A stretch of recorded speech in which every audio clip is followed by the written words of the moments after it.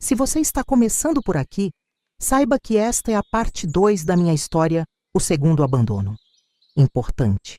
Recomendo fortemente que assista a parte 1 primeiro, disponível no card na tela, para entender completamente minha jornada. Desde meu abandono na infância, passando pela traição dos meus filhos que me colocaram em um asilo e venderam minha casa, até o momento em que decidi lutar por justiça com a ajuda dos meus netos. A primeira parte estabelece toda a base emocional necessária para que você possa apreciar plenamente esta conclusão da minha história de resiliência, perdão e recomeços. Agora, vou continuar de onde parei, no momento em que finalmente decidi enfrentar aqueles que me abandonaram. O domingo chegou com um céu limpo e um sol ameno de outono. Desde cedo, sentia-me inquieta, arrumando e rearrumando os poucos objetos pessoais no meu quarto, ajeitando o cabelo branco preso em um coque simples, passando a mão repetidamente sobre o vestido florido que guardava para ocasiões especiais. Pedrinho chegou às 10 da manhã, sozinho desta vez. Aos 22 anos, já era um homem, com os traços definidos que lembravam tanto o avô Tonho que às vezes doía olhar para ele. Vó, ele disse, abraçando-me com cuidado, como se eu fosse feita de porcelana fina. Falei com o doutor Juvenal. A senhora tem certeza que quer seguir com isso? Indiquei a cadeira perto da janela para que se sentasse e tomei meu lugar na beirada da cama. Entre nós, mais de 60 anos de vida, mas uma compreensão que transcendia o tempo. Tenho, meu filho. Não é por vingança, entenda bem, é por justiça. E também hesitei buscando as palavras certas. É para que vocês, meus netos, saibam que às vezes precisamos enfrentar até mesmo aqueles que deveriam nos proteger. Ele assentiu, os olhos escuros fixos nos meus. O doutor Juvenal me explicou sobre o testamento. A senhora mudou tudo para nosso nome, não para nossos pais. Fiz isso quando percebi para onde o vento soprava. Vocês eram crianças ainda, mas eu já sabia o que estava por vir. Por que não nos contou antes? Suspirei, sentindo o peso daquela decisão tomada há tantos anos. Não queria colocar vocês contra seus pais.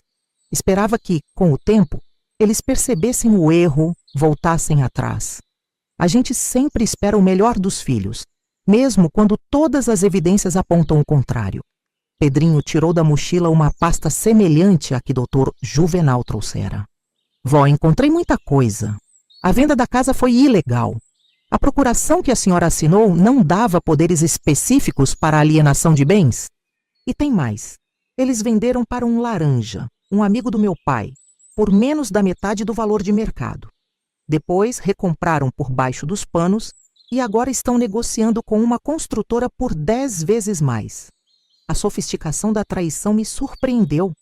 Não era apenas o abandono, era um plano meticuloso, executado ao longo de anos, para se beneficiarem às minhas custas. E o que você propõe, meu filho? Uma ação judicial. Podemos entrar com pedido de anulação de todas as transações, baseado em coação moral, abuso de confiança e fraude. Com o doutor Juvenal coordenando, tenho certeza que conseguimos ao menos um acordo substancial. Levantei-me e caminhei até a janela. Lá fora, a vida seguia seu ritmo no jardim da Vila dos Lírios. Idosos em cadeiras de rodas tomando sol, funcionários apressados, pássaros nos galhos das árvores que eu ajudará a plantar. Quando você diz acordo, imagino que pensa em dinheiro. Seria o mais prático, vó. A casa já não existe mais. Demoliram para construir aquela loja de departamentos. Mas podemos recuperar o valor justo com correção, juros? Virei-me para encará-lo, sentindo uma certeza crescer dentro de mim. Não quero dinheiro, Pedrinho. Ele franziu o senho confuso. Não? Não. Quero que seus pais, meus filhos, venham aqui diante de mim e reconheçam o que fizeram. Quero que assumam a responsabilidade, olhando nos meus olhos. E quero que prometam, sob juramento, que jamais farão o mesmo com vocês quando envelhecerem. Um silêncio pesado caiu sobre o quarto. Pedrinho me olhava com uma mistura de surpresa e admiração. Vó, isso pode ser mais difícil de conseguir que o dinheiro. Eu sei. Dinheiro é fácil para eles. Humildade e reconhecimento são muito mais caros. Ele guardou os documentos lentamente, pensativo. A senhora sabe que eles podem se recusar, não é? Podem lutar na justiça, negar tudo, arrastar o processo por anos. Então que assim seja. Tenho tempo. Sorri com uma ironia que só a idade avançada permite. Ou talvez não tenha tanto assim, mas tenho o suficiente para ver isso começar. E vocês terminarão o que eu iniciar. Pedrinho levantou-se e me abraçou mais forte desta vez. A senhora é incrível, vó Cida. Não sei de onde tira tanta força. Da mesma fonte que fazia os galhos secos pegarem na mão da menina abandonada. Da necessidade de sobreviver, meu filho. E da certeza de que o tempo sempre traz suas respostas. Naquela mesma tarde, Pedrinho e Doutor Juvenal prepararam os documentos. A estratégia era clara. Primeiro, uma notificação extrajudicial, informando sobre as irregularidades encontradas e propondo uma reunião.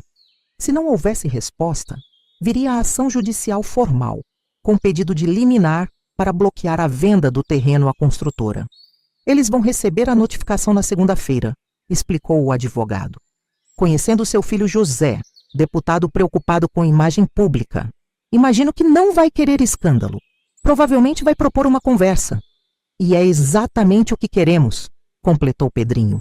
Os dias que se seguiram foram de uma tensão quase palpável.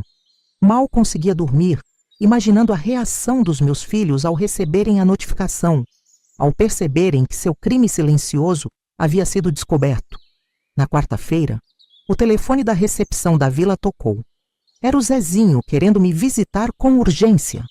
A recepcionista, já instruída por Doutor Juvenal, informou que eu só receberia visitas na presença do meu advogado. Na sexta-feira, os três chegaram juntos, acompanhados por outro homem que descobri ser o advogado deles. Doutor. Juvenal e Pedrinho já me esperavam na sala de reuniões, que a direção da vila havia cedido para o encontro. Quando entrei na sala, apoiada em minha bengala, o silêncio foi total. Meus filhos, agora na casa dos 50 e 60 anos, pareciam meninos pegos em flagrante depois de uma travessura. O Zezinho, sempre o porta-voz, tinha rugas de preocupação que não estavam lá na última vez que o vi. A Marinete evitava olhar diretamente para mim, mexendo nervosamente em sua bolsa cara. O Serginho, como sempre, mantinha-se um pouco afastado, como se quisesse distância da situação. Mãe, começou o Zezinho forçando um sorriso. Que bom vê-la com saúde. Poupe-me da hipocrisia, José, respondi, usando propositalmente seu nome de batismo, não o apelido carinhoso. Estamos aqui para falar de negócios, não é mesmo? De como vocês venderam minha casa, meu lar, e agora estão prestes a lucrar milhões com isso. O advogado deles, um homem de terno caro e expressão arrogante, interveio rapidamente. Dona Aparecida, não há necessidade de hostilidade. Estamos aqui para resolver essa questão amigavelmente. O senhor não me conhece, retruquei, olhando-o diretamente nos olhos. Não sabe nada sobre mim ou sobre o que esses três fizeram. Então, respeitosamente, peço que me deixe falar com meus filhos. Doutor Juvenal tomou a palavra surpreendentemente calmo. Como advogado da Dona Aparecida, devo informar que temos provas substanciais de fraude na venda da residência. A procuração assinada não contemplava alienação de bens. A venda foi feita muito abaixo do valor de mercado para um terceiro relacionado. E há indícios claros de que tudo foi premeditado. O advogado deles começou a argumentar tecnicalidades, prazos prescricionais, ausência de provas concretas. Mas eu não estava interessada naquela discussão legal. Silêncio, disse, batendo minha bengala no chão com mais força do que pretendia. Todos pararam surpresos. Não vim aqui para ouvir advogados discutindo. Vim para olhar nos olhos dos meus filhos e perguntar: por quê? Um silêncio pesado tomou conta da sala.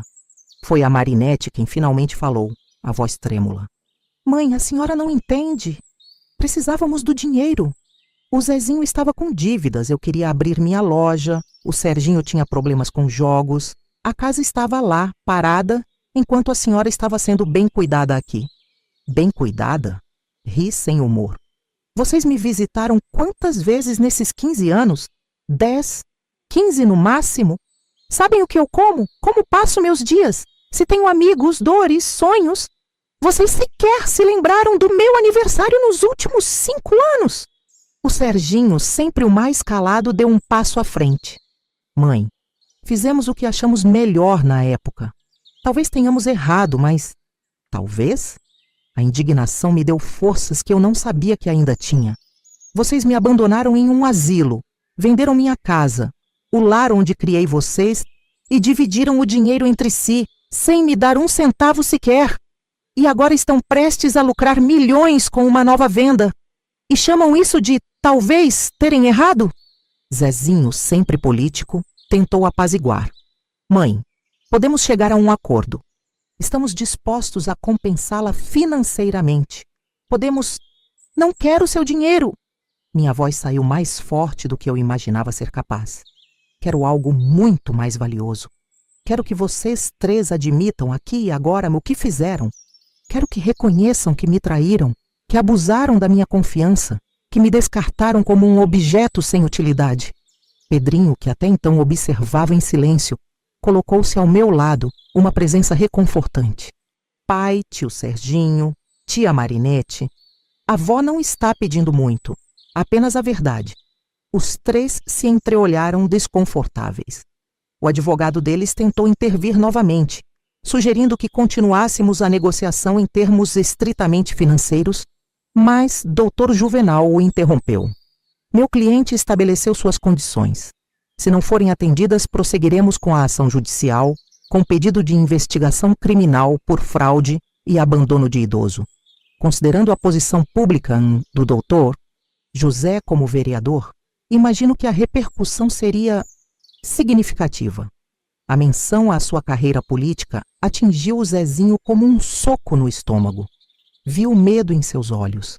Não de mim, nem da justiça, mas da opinião pública, das manchetes nos jornais locais, do escândalo que poderia destruir tudo que construiu. Mãe, ele começou, a voz agora menos confiante. A senhora tem razão. Nós, eu principalmente, não agimos corretamente. Devíamos ter conversado mais, explicado melhor a situação. Não é suficiente, José, respondi firmemente.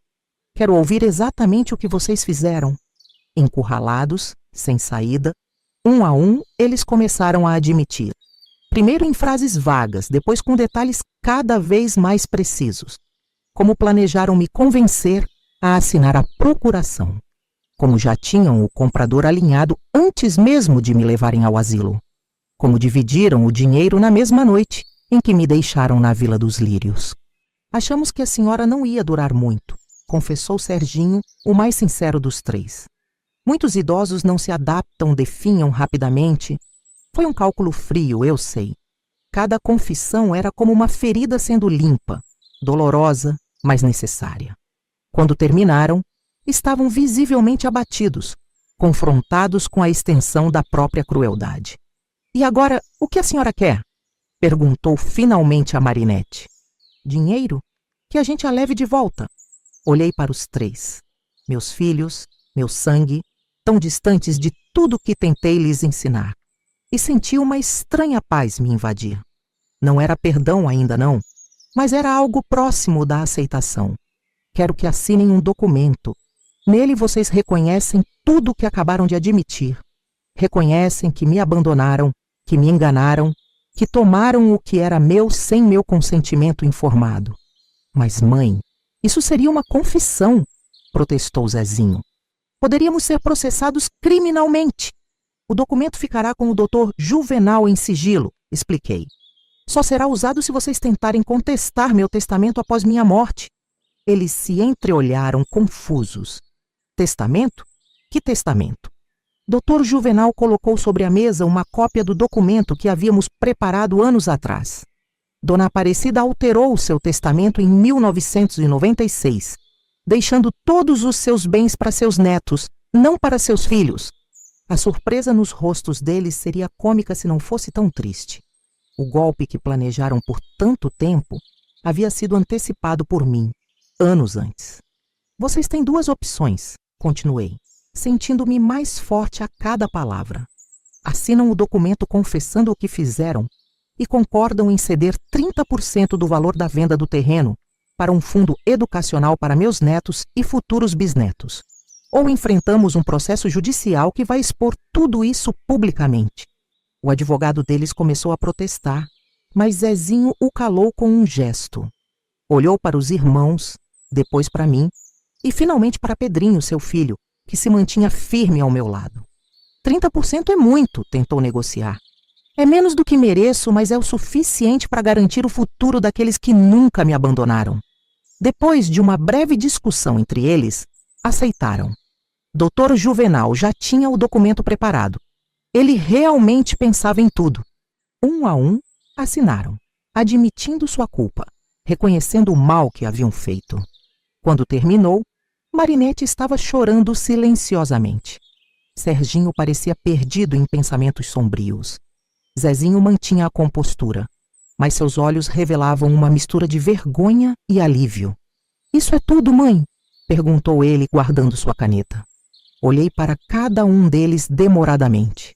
Estes adultos de meia idade eram os mesmos bebês que embalei em meus braços, as mesmas crianças cujos joelhos esfolados beijei para sarar, os mesmos jovens cujos sonhos apoiei com o pouco que tinha. "Não", respondi finalmente. "Tem mais uma coisa. Quero que olhem para seus filhos, meus netos, e jurem que jamais farão com eles o que fizeram comigo. Que entendam aqui e agora que o amor não tem valor monetário, que a velhice não diminui a dignidade e que o abandono deixa cicatrizes que nem o tempo consegue apagar completamente."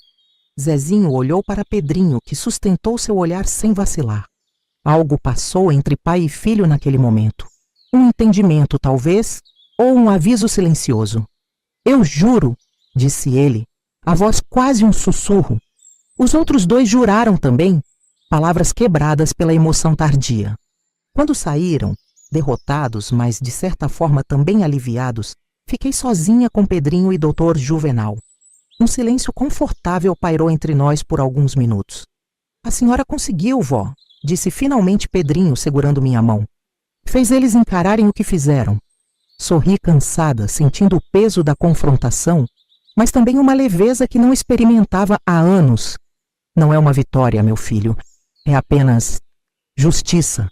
Tardia, imperfeita, mas justiça." Doutor.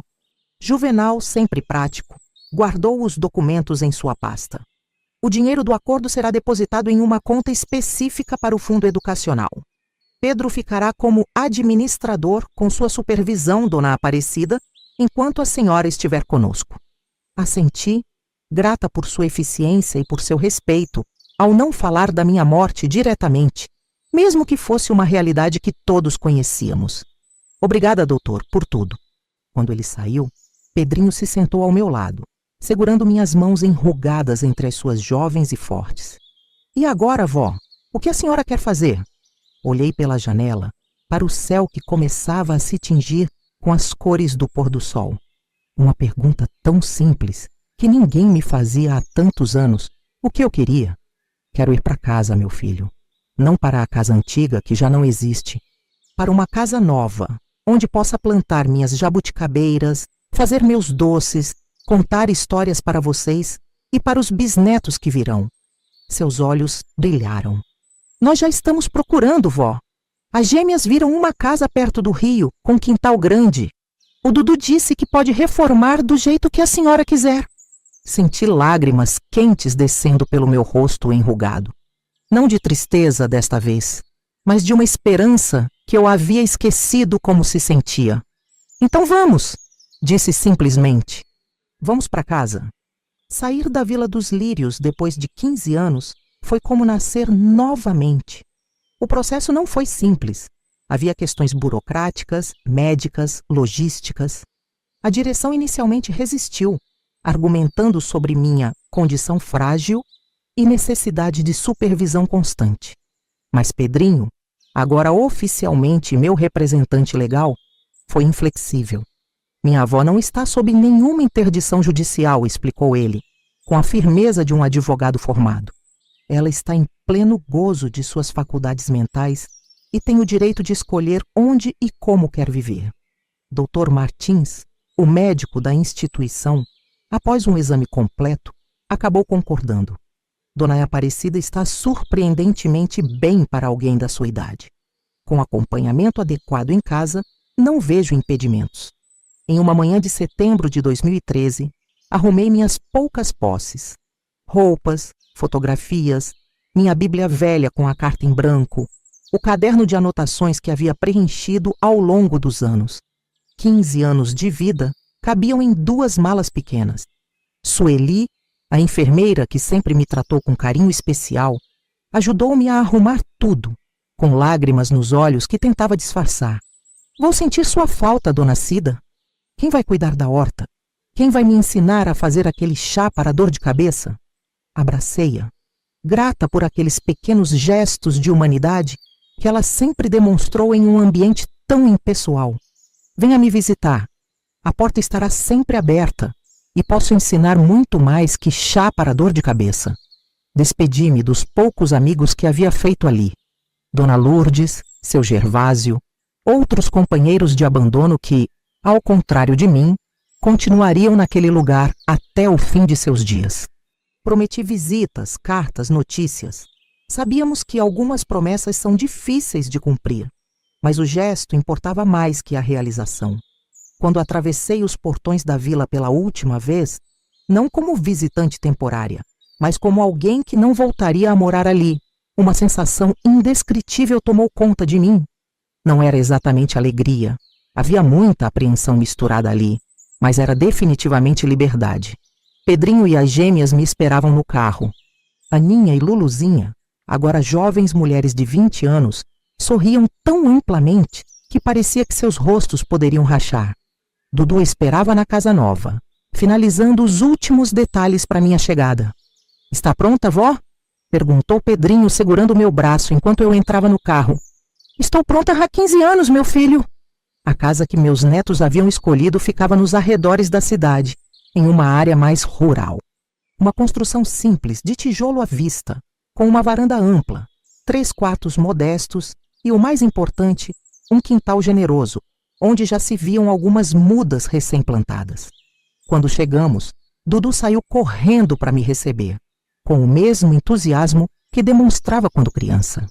Aos 18 anos, era a imagem viva do avô Tonho. Os mesmos gestos, o mesmo jeito quieto, mas decidido. — Vó, conseguimos uma muda de jabuticabeira direto de Itu. O homem garantiu que é das mais antigas, igual às que a senhora falava. Olhei para as baritcasa, para o quintal, para meus 4 netos ao redor, todos ansiosos por minha aprovação, por minha alegria. Senti uma emoção tão grande que as palavras me faltaram por um momento. É perfeito, consegui dizer finalmente. É mais do que jamais sonhei ter novamente. Os primeiros dias foram de adaptação. Depois de tanto tempo em uma instituição com horários rígidos e rotinas inflexíveis, a liberdade de escolher a que horas acordar, o que comer, quando tomar banho, era quase desorientadora. Meus netos haviam contratado uma enfermeira para vir diariamente, a jovem Teresa, gentil e competente. Mas nas horas restantes, eu estava por minha conta, explorando meu novo lar, reaprendendo a habitar um espaço que era verdadeiramente meu. Uma tarde, enquanto regava as mudas no quintal, percebi algo extraordinário. Estava sorrindo sem motivo aparente. Um sorriso que vinha de dentro, que não era uma resposta a algo externo, mas uma expressão genuína de um bem-estar que eu havia esquecido como se sentia. Foi também nessa primeira semana que recebi uma visita surpreendente. Serginho, o caçula, apareceu sozinho, sem avisar. Parecia desconfortável, deslocado, como se não soubesse bem o que estava fazendo ali. — Mãe, disse ele, parado na soleira da porta, sem saber se podia entrar. — Vim ver como a senhora está. Convidei-o a entrar, apontando para a cadeira de balanço na varanda. Sentamos um de frente para o outro, um silêncio pesado entre nós. — Está uma casa bonita, comentou ele, olhando ao redor. Os meninos escolheram bem. Escolheram, concordei. Quer um café? Ainda sei fazer daquele forte que seu pai gostava. Um sorriso triste passou por seu rosto ao ouvir a menção do Tonho. Aceito, sim. Preparei o café em silêncio, sentindo uma estranha familiaridade naquele gesto simples. Quantas vezes havia feito café para este mesmo homem quando ele era um menino magrela, pedindo mais uma bolacha? Quando voltei com as 2 xícaras, encontrei-o olhando atentamente para uma fotografia na parede, a única que eu trouxera do asilo. Mostrava toda a família reunida no batizado do Dudu. Tonho e eu no centro, os 3 filhos ao redor, os netos pequenos nos braços. A gente era feliz e não sabia, murmurou ele, mais para si mesmo que para mim. Entreguei-lhe a xícara e sentei-me novamente. A gente era feliz, sim, e sabia. Só esqueceu depois. Ele tomou um gole do café, fechando os olhos brevemente como se saboreasse não apenas a bebida, mas também a memória que ela trazia. Mãe, eu vim pedir desculpas. De verdade, não só porque fui obrigado naquela reunião. Olhei para ele, este homem de 50 e poucos anos, meu caçula, que sempre foi o mais sensível dos 3, mesmo quando tentava esconder. Por que agora, Serginho, depois de tanto tempo? Ele colocou a xícara sobre a mesa pequena entre nós, esfregando as mãos como fazia quando menino e estava nervoso. Porque a vergonha finalmente ficou maior que o orgulho, acho. E porque... Hesitou, respirando fundo antes de continuar. Porque o Dudu não fala mais comigo. Disse que não quer saber de pai que abandona a própria mãe. Que tem medo que um dia eu faça o mesmo com ele. As palavras do meu neto caçula me surpreenderam. Não sabia que ele havia confrontado o pai dessa maneira. E o que você respondeu? Que ele estava certo em me desprezar. Serginho olhou para mim, os olhos úmidos, que eu não merecia respeito depois do que fizemos com a senhora. Ficamos em silêncio por um longo momento. As cigarras cantavam no quintal. O vento balançava levemente as folhas da jabuticabeira recém-plantada. Seu filho é um bom menino, disse finalmente. Tem o coração do avô.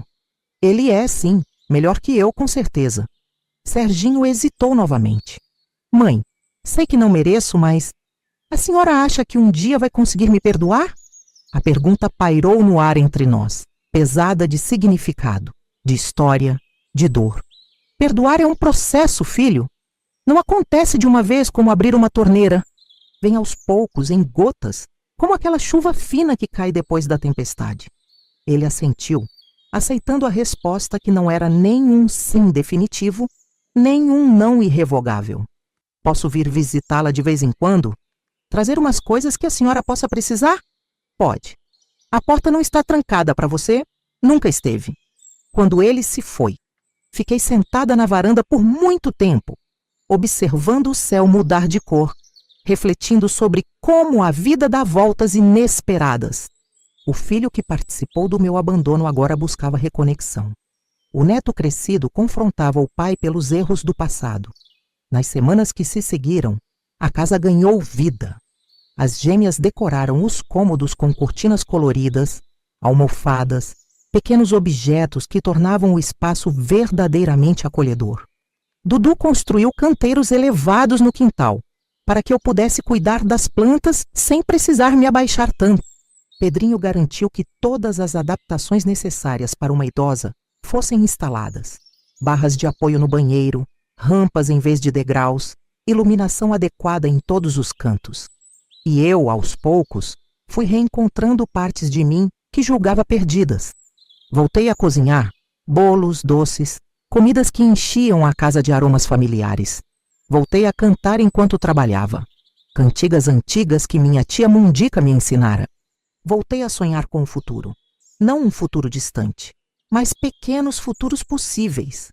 Ver a jabuticabeira dar seus primeiros frutos, ensinar as gêmeas a fazer doce de mamão verde, ver Dudu se formar no curso técnico, assistir Pedrinho se estabelecer como advogado. Em uma tarde particularmente significativa, cerca de 2 meses após minha mudança, recebi uma visita que havia solicitado há algum tempo. Cláudia, a ex-babá que durante anos havia trazido meus netos secretamente para me visitar no asilo. Dona Cida! Exclamou ela ao me ver na varanda. A senhora está tão bem! Parece até mais jovem! Abracei-a longamente essa mulher que havia sido uma ponte crucial entre mim e meus netos durante os anos mais escuros. Devo muito a você, Cláudia. Sem suas visitas clandestinas, talvez eu não tivesse resistido tanto tempo. Conversamos por horas, colocando a conversa em dia. Ela havia se casado, tinha 2 filhos pequenos, trabalhava agora como professora de educação infantil. Antes de ir embora, entregou-me um pacote embrulhado cuidadosamente. As crianças, quer dizer, seus netos, me pediram para guardar isso todos esses anos. Acharam que seria mais seguro comigo que no asilo. Dentro encontrei dezenas de desenhos, cartas, pequenos presentes que meus netos haviam feito para mim ao longo dos anos, mas que nunca haviam entregue, temendo que fossem encontrados pela administração da vila ou pelos pais. Eles sempre te amaram, dona Cida, disse Cláudia suavemente. Mesmo quando eram pequenos demais para entender completamente o que havia acontecido, eles sabiam que estava errado terem levado a senhora para longe. Aquela noite, sentada em minha nova casa, examinando aquele tesouro de lembranças preservadas, senti uma transformação profunda dentro de mim. A amargura que por tanto tempo ocupara um espaço em meu coração começava a ceder, como gelo exposto ao sol. Não completamente. Algumas feridas são profundas demais para cicatrizar inteiramente, mas o suficiente para permitir que a luz entrasse novamente. Percebi que a verdadeira transformação não estava apenas na mudança física do asilo para a casa, nem mesmo na confrontação com meus filhos, mas na restauração da minha identidade. Por 15 anos, fui reduzida a um número de quarto, uma paciente, uma residente. Agora era novamente Aparecida. Avó, contadora de histórias, fazedora de doces, cultivadora de plantas e de memórias. O segundo abandono havia me roubado muito, mas não tudo. E o que restou? Minha dignidade, minha capacidade de amar, minha conexão com a geração seguinte, era mais valioso que qualquer casa ou herança material. Naquela noite, escrevi em meu caderno de anotações. A vida às vezes nos leva por caminhos que nunca escolheríamos voluntariamente. Mas mesmo nas rotas mais dolorosas, podemos encontrar flores inesperadas crescendo entre as pedras. Meus netos são as flores que o destino plantou para mim depois de 2 tempestades devastadoras. Os anos que se seguiram em minha nova casa foram de uma plenitude que nunca imaginei possível na minha idade. Cada manhã, ao acordar em meu quarto simples mas acolhedor, com a luz do sol entrando pela janela e o canto dos pássaros como despertador natural, sentia uma gratidão silenciosa por ter sobrevivido o suficiente para experimentar esta segunda, ou seria terceira, chance na vida. Aos 80 anos, em 2015, celebrei meu aniversário rodeada não apenas pelos meus netos, mas também por novos amigos que fiz na vizinhança, outras senhoras que trocavam receitas e histórias comigo, o casal de japoneses que me ensinou a técnica do kintsugi para restaurar objetos quebrados, o jovem padre da paróquia local, que sempre parava para um café e uma conversa profunda. Foi nesse aniversário que Pedrinho me apresentou sua noiva, Carolina, uma jovem professora de olhos brilhantes e sorriso fácil. Vó, ela disse que só casa comigo se a senhora aprovar. Carolina riu, corando. Não foi bem assim, mas é verdade que sua aprovação significa muito para mim, dona Cida. Abracei-a, sentindo que a família continuava a crescer, a se renovar. Se ele te escolheu, e mais importante, se você o escolheu, já tem minha aprovação, minha filha.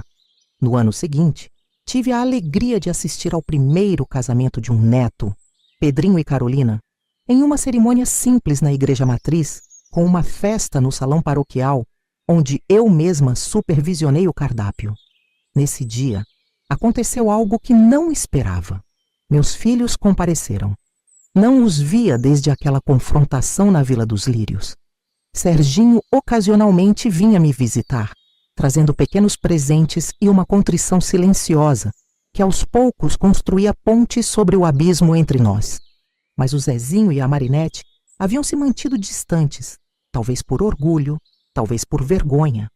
Quando os vi entrando na igreja, senti um aperto no peito. Estavam mais velhos naturalmente, o Zezinho com o cabelo completamente branco, a Marinete com rugas profundas ao redor dos olhos.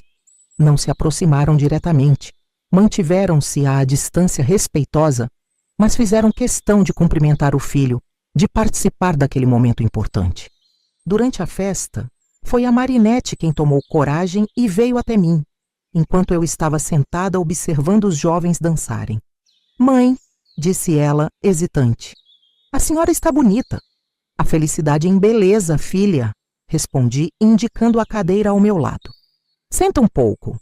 Ela sentou-se, desajeitada, como se não soubesse bem o que fazer com as mãos, com as palavras. "É um bonito casamento", comentou. "Pedro parece muito feliz." "Ele é feliz. Tem um bom trabalho, encontrou uma boa companheira e, mais importante, tem um bom coração." Ela assentiu, os olhos fixos na pista de dança, onde suas próprias filhas gêmeas dançavam com seus namorados. "As meninas falam muito da senhora. Dizem que aprenderam mais nas tardes aqui com a senhora do que em anos na escola." Sorri, observando aquelas duas jovens que eram o espelho uma da outra fisicamente, mas tão diferentes em personalidade. Elas são inteligentes e boas. Luluzinha tem talento para negócios, como você. Aninha é mais sonhadora, mais artística. "Eu sei", disse Marinette com um suspiro. "Às vezes me pergunto como criei filhas tão diferentes de mim." Olhei para ela, realmente olhei, para além do ressentimento, para além da mágoa. Vi uma mulher de meia idade enfrentando suas próprias desilusões, seus próprios arrependimentos. Não são tão diferentes, não. Têm sua determinação, sua força. Só usam de maneira diferente. Ficamos em silêncio por algum tempo, observando a celebração acontecer ao nosso redor. Finalmente, ela falou, a voz quase um sussurro. "Me perdoa, mãe?" 3 palavras simples que carregavam o peso de 15 anos de abandono, de traição, de ausência. "Estou tentando, filha. Todos os dias estou tentando." Não era o perdão completo que ela talvez esperasse, mas era honesto. E honestidade, depois de tantas mentiras e dissimulações, era o que mais importava entre nós agora. Nos meses e anos que se seguiram, um frágil processo de reconexão começou. Não era perfeito. Havia momentos de tensão, de lembranças dolorosas que emergiam inesperadamente, de palavras mal escolhidas que reabriam feridas antigas. Mas havia também momentos de genuína reconexão, especialmente quando estávamos todos reunidos por causa dos netos. Em 2018, aos 83 anos, tive a alegria de segurar nos braços meu primeiro bisneto, Miguel, filho de Pedrinho e Carolina. Olhar para aquele rostinho perfeito, sentir o peso delicado daquele corpo minúsculo em meus braços enrugados, foi como fechar um círculo. Da menina abandonada na soleira da porta da tia Mundica à bisavó, segurando a 4ª geração. Uma jornada que, apesar de todas as dores, valia cada passo dado. "Ele tem os olhos do bisavô", comentei, notando os olhos escuros que pareciam observar tudo, com a mesma intensidade calma do Tonho. "E as mãos da bisavó", completou Carolina, apontando para os dedinhos que se fechavam firmemente ao redor do meu dedo. O médico até comentou, "Esse menino tem mãos de quem vai fazer as plantas crescerem." Ri, sentindo uma alegria que transcendia o momento presente, que se conectava com todas as alegrias e dores anteriores, tecendo um tapete complexo e colorido que era a minha vida. Foi nessa época também que comecei a registrar minhas memórias de forma mais sistemática. Não apenas para mim, em meu caderno pessoal, mas para deixar um legado, um testemunho. Pedrinho me presenteou com um gravador e eu passava horas narrando histórias, da minha infância com tia Mundica, da juventude com Tonho, das receitas antigas, das tradições que estavam se perdendo. "É importante que eles saibam de onde vieram", expliquei a Dudu, que frequentemente me ajudava com o equipamento. "Que conheçam suas raízes, mesmo que algumas partes da história sejam dolorosas." "A senhora acha que devemos incluir tudo?" perguntou ele, referindo-se, obviamente, aos eventos do abandono, da traição dos meus filhos. Pensei por um momento antes de responder. "A verdade completa é como um remédio amargo, meu filho. Por mais desagradável que seja, é o que cura. Sim, conte tudo. As partes bonitas e as partes feias. as alegrias e as traições. É assim que se constrói uma história honesta. Em 2023, completei 88 anos. Meu corpo já não respondia como antes. Precisava de uma bengala para caminhar, a vista estava mais fraca, a audição começava a falhar em alguns momentos. Mas a mente permanecia clara, as memórias vívidas, a capacidade de apreciar as pequenas alegrias da vida intacta. A casa, inicialmente tão simples, havia se transformado em um verdadeiro lar ao longo dos anos. O quintal agora abrigava não apenas a jabuticabeira, que já dava frutos fartos e doces, mas uma pequena horta medicinal, árvores frutíferas e um cantinho especial que chamávamos de Jardim da Memória, onde cada planta representava uma pessoa importante na minha vida. Essa rosa branca é da tia Mundica, explicava eu aos bisnetos que já eram 3. Essa erva cidreira é do vovô Tonho. Esse alecrim é da minha mãe, que nunca voltou para me buscar, mas que me deu a vida e, por isso, merece ser lembrada. Em um domingo particularmente significativo, recebi uma visita inesperada. Estava na varanda fazendo crochê, uma habilidade que redescobri na velhice, quando um carro desconhecido estacionou em frente à casa. Dele desceu Zezinho, carregando uma caixa de madeira sob o braço. "Mãe!" cumprimentou ele formalmente. Mesmo depois de todos esses anos, nossa relação continuava a mais distante entre todos os filhos. "José", respondi indicando a cadeira ao lado. "Aceita um café?" Ele assentiu, sentando-se com aquela postura rígida que adotava como político, mesmo estando já aposentado da vida pública. Preparei o café em silêncio, pensando no quanto era estranho servir em minha própria casa, o filho que um dia me destinou a servir a outros em uma instituição. Quando voltei, ele havia colocado a caixa sobre a mesa pequena entre nós. Era uma caixa antiga, de madeira escura, com entalhes delicados ao redor da tampa. Encontrei isso quando estávamos limpando o porão da casa onde morei com a Laura, explicou ele, mencionando sua ex-esposa, mãe do Pedrinho, de quem se separara há muitos anos. São fotografias e documentos da época dos meus avós, do pai, algumas coisas suas também que a gente guardou quando vendemos a outra casa. Abri a caixa lentamente. Dentro, dezenas de fotografias antigas, algumas tão desbotadas que mal se distinguiam os rostos. Cartas amareladas pelo tempo. Um pequeno terço de madeira que reconheci como sendo do Tonho. E, para minha surpresa, o velho álbum de casamento que eu julgava perdido para sempre. "Por que está me trazendo isso agora, José?" perguntei, folheando delicadamente o álbum, revivendo aquele dia distante em que um vestido simples e uma festa no quintal da tia Mundica haviam marcado o início da minha vida com Tonho. Ele desviou o olhar, fixando-o em algum ponto do jardim, onde a jabuticabeira balançava suavemente ao vento. "Porque percebi que não tenho o direito de guardar sua história. Ela pertence a você." A simplicidade daquela resposta me pegou desprevenida.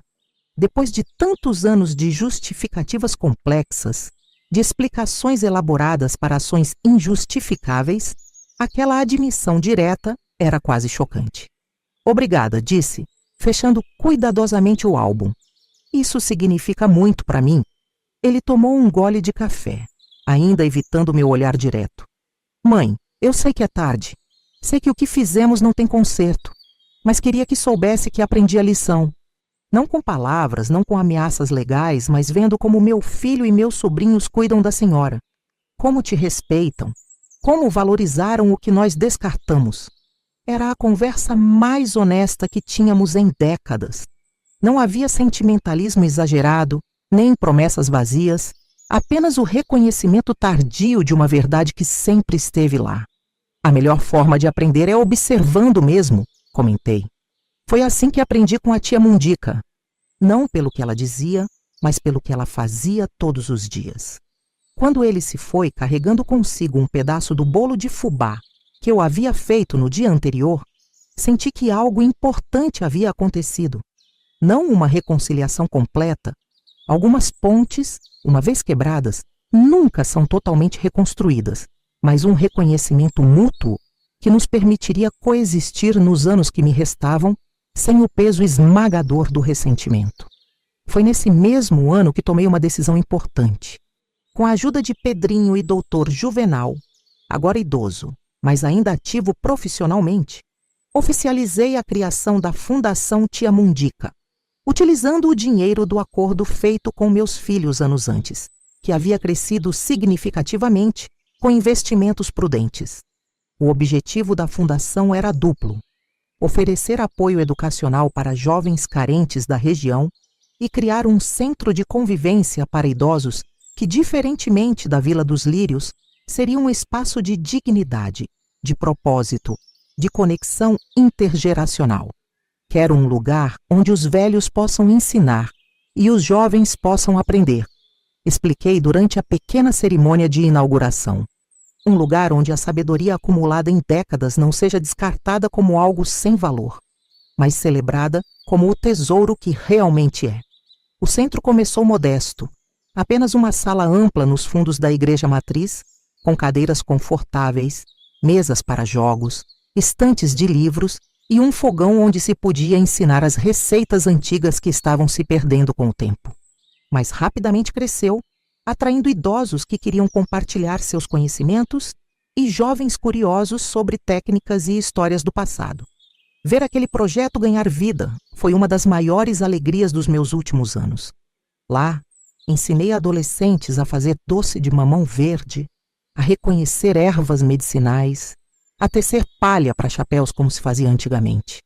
E mais importante, compartilhei histórias, não apenas as minhas, mas as que ouvi da tia Mundica, que por sua vez as ouviu de sua avó, criando uma corrente de memória oral que atravessava séculos.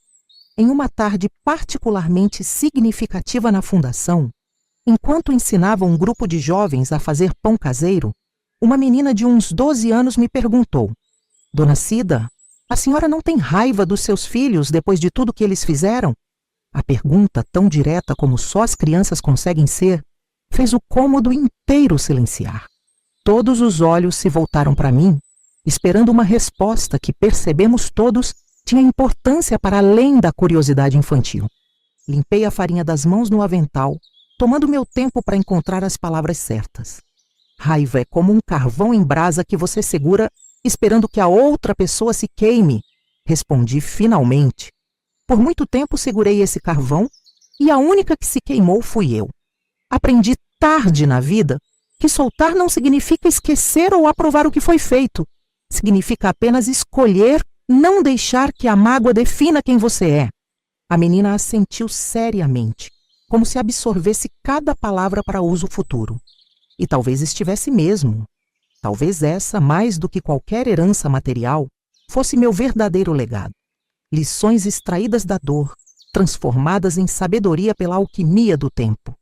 Hoje, com 90 anos, sentada na varanda da minha casa, observando a jabuticabeira carregada que plantei há uma década, refletindo sobre a jornada que me trouxe até aqui, percebo que minha história não é excepcional em sua dor. Muitos idosos enfrentam o abandono, a ingratidão, o descarte, mas talvez seja única em sua resolução. O que aprendi acima de tudo é que o ser humano tem uma capacidade extraordinária de reinvenção. Aos 5 anos, quando meus pais me deixaram, tive que aprender a ser sobrinha em vez de filha. Aos 63, quando meus filhos me abandonaram, tive que aprender a ser apenas uma idosa institucionalizada, um número, uma estatística. E aos 78, quando meus netos me resgataram, tive que aprender a ser novamente pessoa, avó, contadora de histórias, guardiã de tradições. Cada transição trouxe perdas, mas também ganhos inesperados. Perdi meus pais, mas ganhei a sabedoria da tia Mundica. Perdi minha casa original, mas ganhei uma nova, cercada pelo amor dos netos que não me abandonaram. Perdi anos de liberdade no asilo, mas ganhei uma compreensão profunda do valor do tempo, da importância de cada dia vivido plenamente. O segundo abandono, talvez o mais doloroso por vir daqueles que eu mesma criei, que amarei até meu último suspiro apesar de tudo, ensinou-me que o amor nem sempre é recíproco, que dar não garante receber, que os laços de sangue nem sempre são os mais fortes. mas também me mostrou que quando menos esperamos, o amor pode florescer em lugares improváveis, cruzar gerações, criar pontes sobre abismos que pareciam intransponíveis. Meus bisnetos, agora 4, com a chegada recente da pequena Aparecida, que carrega meu nome, são a prova viva de que o ciclo pode ser quebrado. Eles crescem em lares onde os idosos são valorizados, onde as histórias do passado são preservadas, onde o amor não é medido em termos de utilidade ou conveniência. A Fundação Tia Mundica, começada modestamente, mas crescendo a cada dia, é outro legado que espero deixar. Um espaço onde a sabedoria dos mais velhos não é descartada como obsoleta, mas honrada como essencial. Onde as gerações se encontram não por obrigação, mas por genuíno interesse mútuo. Onde histórias como a minha podem servir não apenas como advertência, mas como inspiração. A carta em branco dos meus pais, que por décadas guardei sem coragem de abrir, agora repousa emoldurada na parede da minha sala. Não mais como símbolo de abandono, mas como tela em branco onde escrevi minha própria história. Ao lado dela, outra moldura contém o documento assinado pelos meus filhos, reconhecendo o que fizeram, não como instrumento de humilhação contínua, mas como lembrete de que a verdade, por mais dolorosa que seja, é sempre o primeiro passo para qualquer cura genuína. Se há uma mensagem que gostaria de deixar é esta: o abandono dói, marca, transforma, mas não define, não limita, não determina. Cada um de nós, não importa a idade, carrega em si a semente da renovação. E às vezes, como aprendi com minhas plantas ao longo de toda a vida, até mesmo um galho que parece seco e sem vida pode, com o cuidado certo, brotar novamente. A vida é cíclica, não linear. O abandono pode ser não um fim, mas um recomeço. A dor pode ser não apenas uma carga, mas também uma mestra. E o amor, esse teimoso que insiste em sobreviver, mesmo nos terrenos mais áridos, pode surgir quando e onde menos esperamos, como aquelas flores do deserto que explodem em cores após anos de seca aparente. Hoje, sentada na varanda da casa que meus netos me deram, cercada por plantas que minhas próprias mãos enrugadas ajudaram a crescer, esperando a visita dos bisnetos que chegará em breve, sinto uma paz que jamais imaginei possível nos meus dias mais escuros no asilo. Não é uma paz perfeita. Ainda há dias em que a mágoa ressurge, em que a memória do abandono corta como uma faca afiada. Mas é uma paz suficiente. Uma paz que me permite olhar para trás sem ser consumida pelo que foi, e olhar para frente com curiosidade pelo que ainda será. Meu nome é Aparecida. Fui abandonada 2 vezes na vida, mas encontrei meu caminho de volta para casa. E agora, finalmente, posso dizer que estou onde sempre deveria estar. Rodeada não apenas por paredes e um teto, mas por amor, respeito e a certeza de que, apesar de tudo, minha jornada valeu a pena.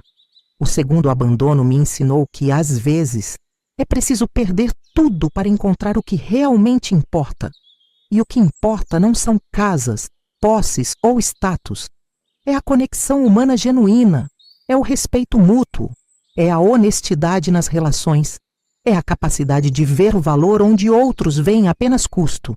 Que minha história sirva de alerta para os que pensam em abandonar seus idosos e de esperança para os que, como eu, enfrentaram o abandono e sobreviveram para contar a história. Porque no final, não é sobre como fomos deixados, mas sobre como escolhemos seguir em frente que define quem realmente somos.